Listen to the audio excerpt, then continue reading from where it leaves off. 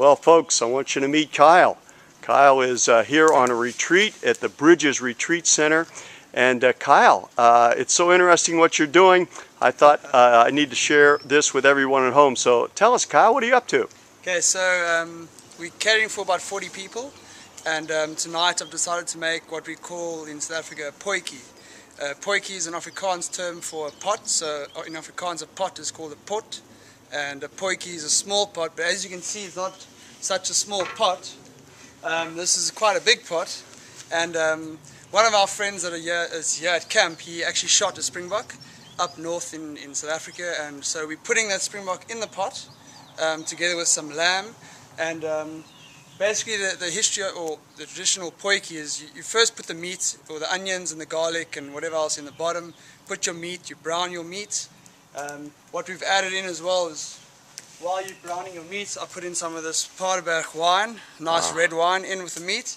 And so you brown it, cook it in the red wine, and then if you want to come and have a look inside the pot. Whoa, definitely.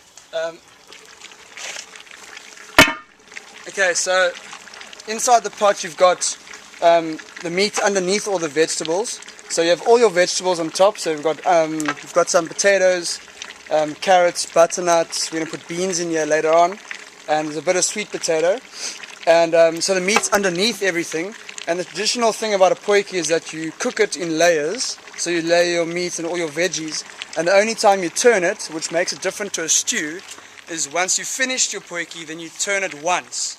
And that's the difference between a stew and a potjie, like this. So you layer it in a potjie in a cast iron pot, and then you turn it once, and then you feed your guests.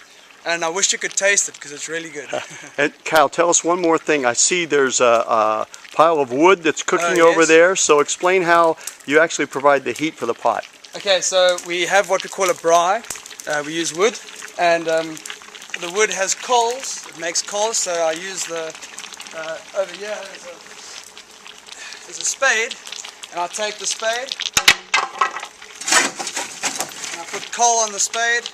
And I just stir it in here. Put it underneath the pot. And I chuck it under the pot, and it keeps it hot, keeps it going. All right, and Kyle, you told me something about when the meat is cooking, there's somebody else is cooking at the same time. Can you explain that a little bit? There's a funny saying that if you get invited to a potjie at someone's house, because it takes around 6 hours to make, people arrive at 12 and you eat at 6 o'clock, so you start drinking at 12, and by the time the meat's cooked, the people at the braai are well beyond cooked as well. So that's the whole traditional potjie, is when you come to a potjie, the meat will be cooked, or the meat might be half cooked, but you're already half cooked yourself. So yeah. Of course, that's not happening here at this retreat, is it, Kyle? No.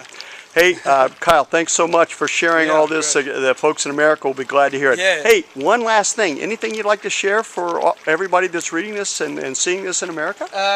Come to South Africa and try out our potjies, and come and look at the beautiful setting, because we need some more of you guys around. Thanks, Kyle. Cool, appreciate it. That's cool. Thank you.